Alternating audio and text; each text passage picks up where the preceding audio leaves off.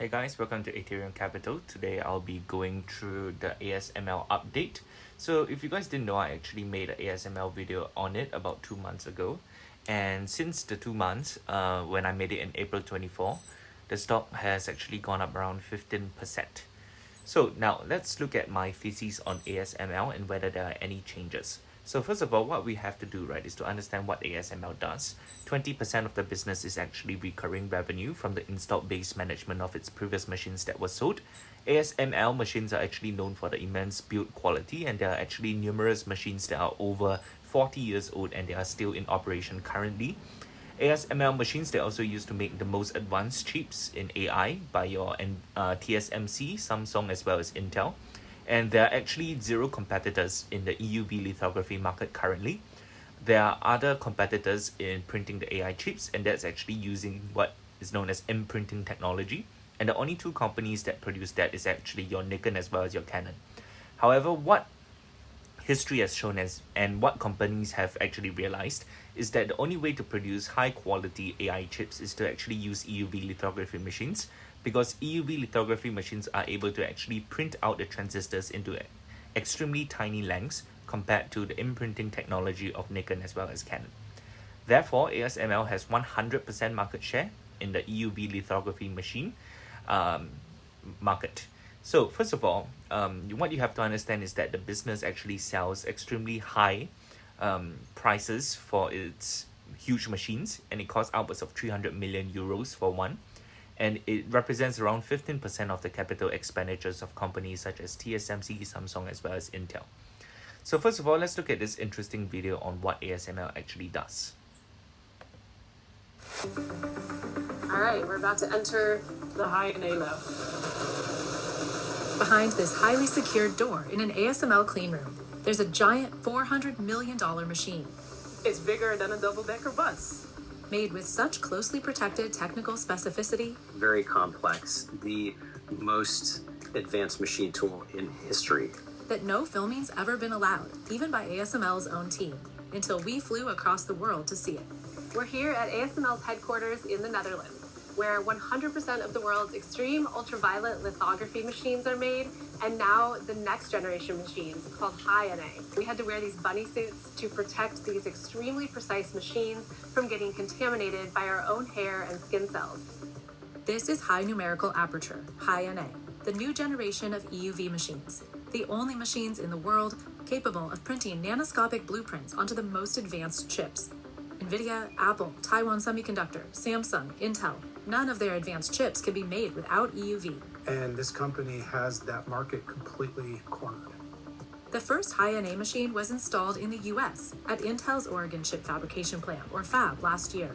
Only 5 have ever been shipped. Indeed, the machine is so big you can't ship them at once, so we break them into parts. Now they're being ramped up to make millions of chips on the factory floors of the few companies that can afford them: Intel, TSMC, and Samsung. ASML says eventually high-NA will be used by all its EUV customers, other advanced chip makers like Micron, SK Hynix, and Rapidus. Without EUV, without very advanced logic manufacturing, most probably AI cannot happen. CNBC went from ASML's labs in California all the way to its Veldhoven, Netherlands headquarters to bring you this never-before-seen look at the world's most advanced chip-making machine, and to ask its makers exactly how it works and what could go wrong amidst Trump's tariffs, export controls, and a new training facility coming to the US.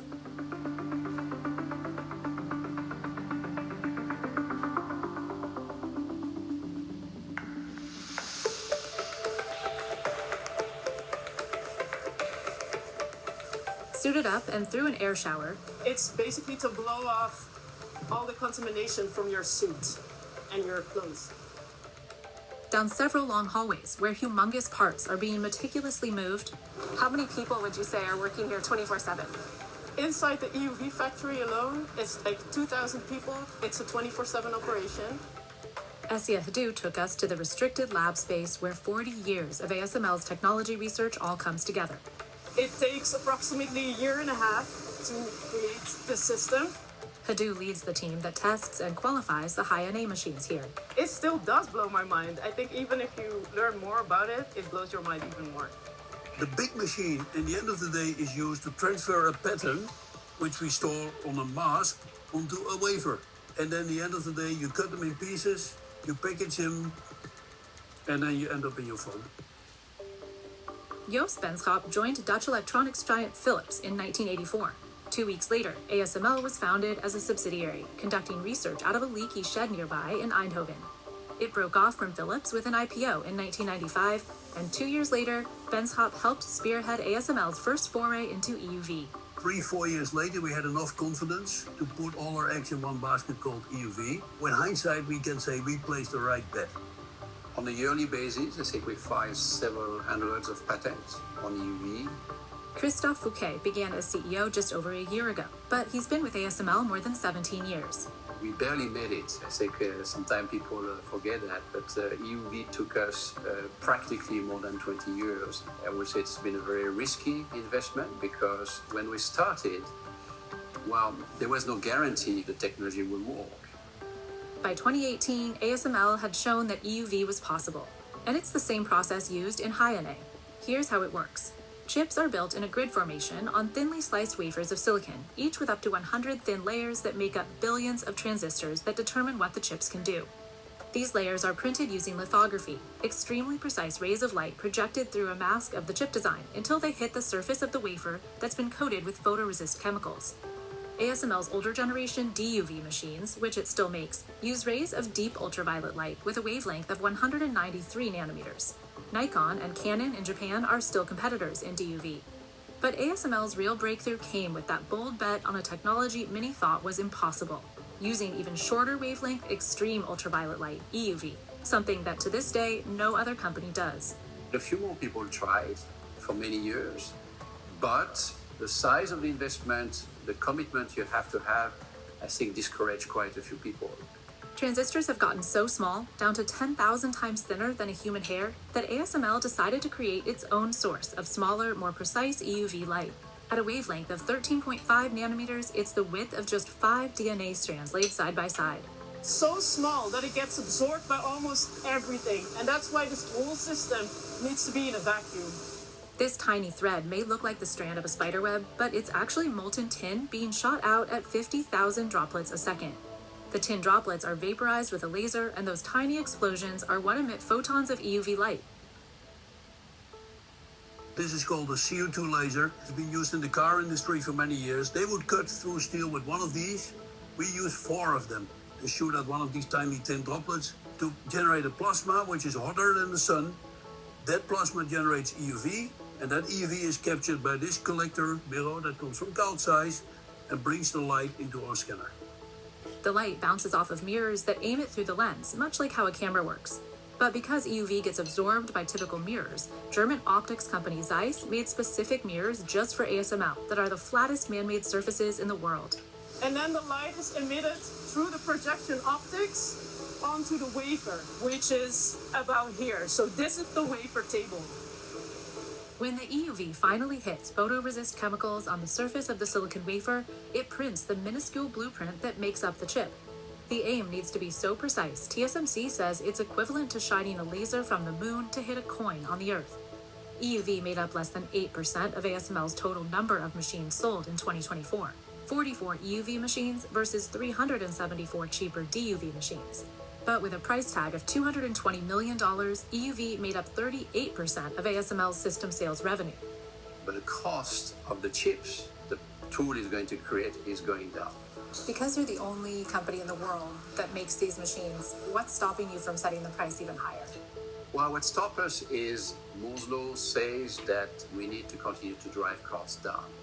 This allows you to go to the next node, and then the next node, and then again the next node. If this was to stop, then everyone gets stuck.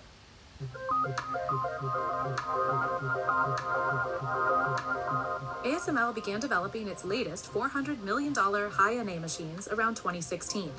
Inside, all the same processes still happen with the same EUV light source, but there's one key difference. We increase the aperture of the opening angle of the lens.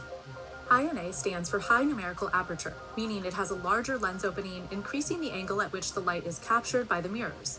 More light coming in from steeper angles allows High-NA machines to capture increasingly small designs on chip masks, so they can be projected in one exposure step.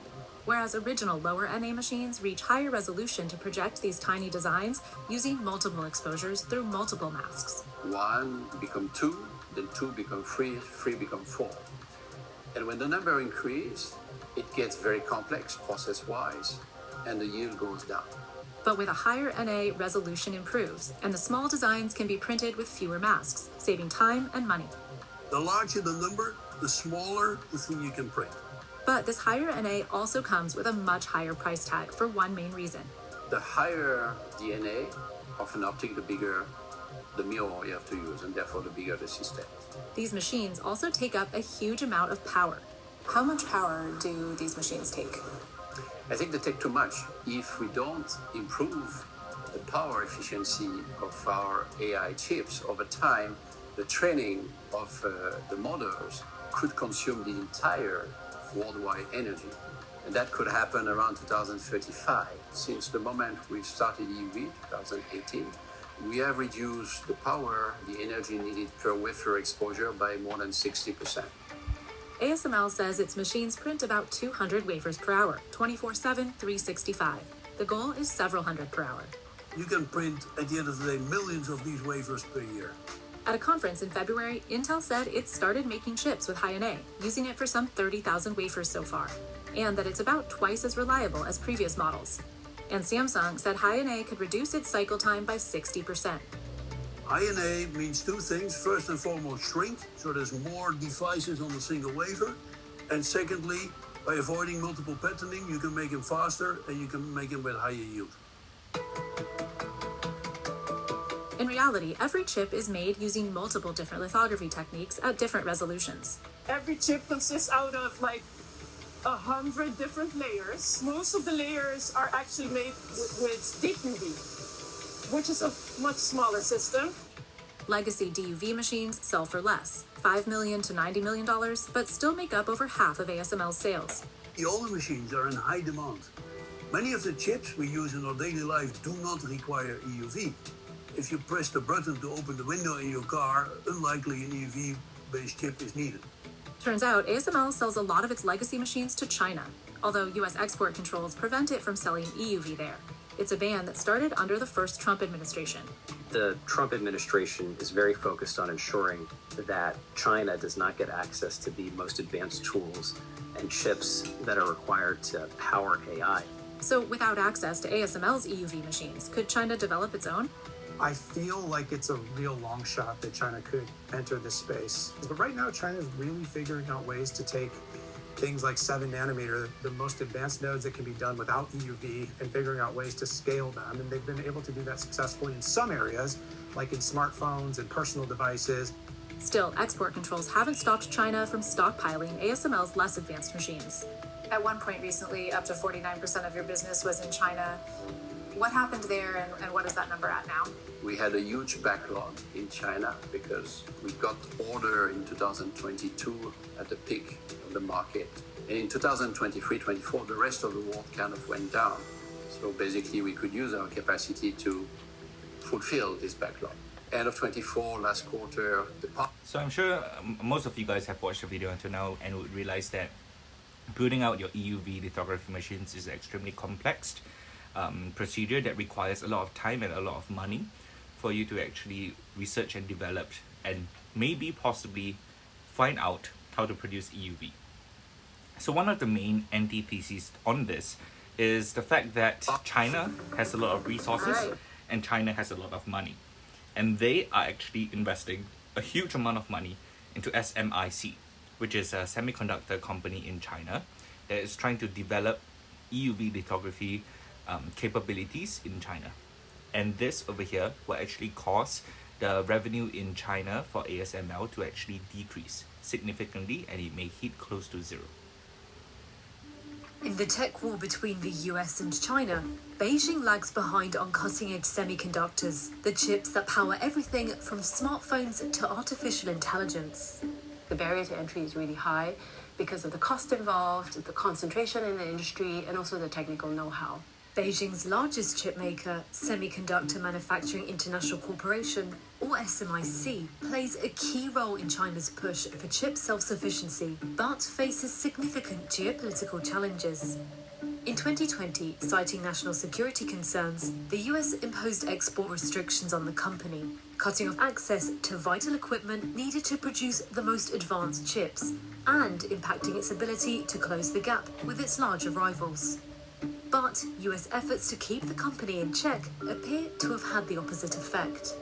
There is a growing awareness in Washington that there is an unintended consequence to the export controls. And this unintended consequence has been that China's been galvanized to create its own self-sufficient semiconductor industry.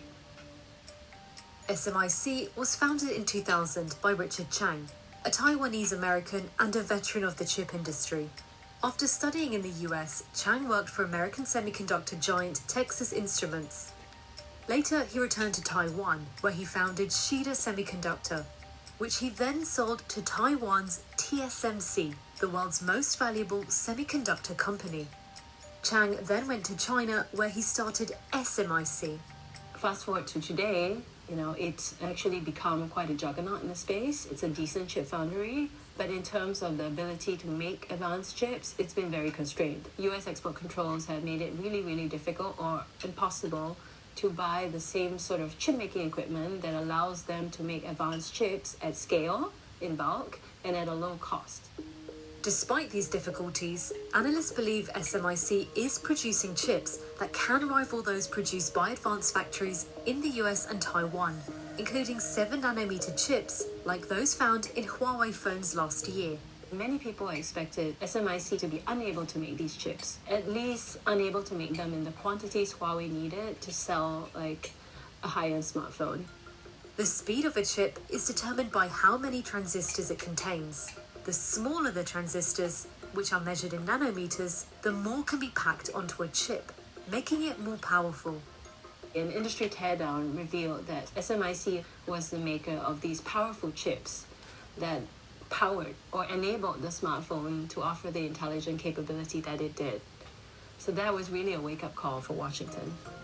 However, SMIC still lags behind, with its two biggest rivals, Taiwan's TSMC and South Korea's Samsung, aiming to produce even more advanced chips. TSMC and Samsung are now moving on to make 5nm and 3nm chips. SMIC is only at the point where they're making 7nm chips, but in much smaller quantities and not the commercial quantities that China really needs. But analysts believe that Beijing's ramp up in production, a drive to produce chips locally, and major government investments will help China catch up. The last installment of the National Integrated Circuit Fund was $48 billion. And that's money that's pumped in to grow the ecosystem, such as funding talent development programs, funding startups in the space, startups that are working on areas not just chip design, but chip production. There are also startups that are working on making semiconductor manufacturing equipment that China is blocked out from. So all that money is going in, and it's helping to build a whole ecosystem domestically that China can tap into in the future when it comes to semiconductors and chips. In addition, local companies are also waking up to the need for China to be more self-reliant. A lot of Chinese companies also saw the writing on the wall. So instead of just being a top-down effort by the Chinese government to push the localization of the industry and push companies to use SMIC and not TSMC, Chinese companies decided that maybe we should divvy up a portion of our orders and pass it to a local company, just in case we were cut off from Taiwanese foundries like TSMC or cut off from overseas chip makers. After imposing retaliatory tariffs on US goods last month, China also issued new rules on determining the origin of semiconductor imports. Some analysts believe this move could give domestic chip makers like SMIC an advantage in gaining market share over its US rivals. What's more, a recent US Senate committee hearing saw top players in the AI industry speak out on the looming threat of China's technological advancements. As a matter of economic security, as a matter of national security, America has to beat China in the AI race. China's a really innovative country, and the fact of the matter is they're making inroads in aspects such as EVs, rechargeable batteries, AI. It's much more difficult to make the same strides very quickly in chips. That said, the fact that China has made so much so much inroads and so many strides in such short a time really shows me that China shouldn't be taken for granted, and in a couple of years could be as formidable as some of the Western rivals. So what you can see over here is that China is actually trying to reduce the dependence on US chip makers by basically creating a whole ecosystem. Obviously, it would take a lot of money and a lot of time and expertise. However, China has a huge load of money, especially if the government is the one that's actually supporting this endeavor. So for companies like ASML, the capital expenditures that they are referring to is basically capital expenditures that companies risk. However, in the situation of China, since China is actually seeing the importance of actually making sure that their systems are in China themselves, what they are doing is that the government is the one that is actually giving them money. And governments have literally unlimited amounts of money.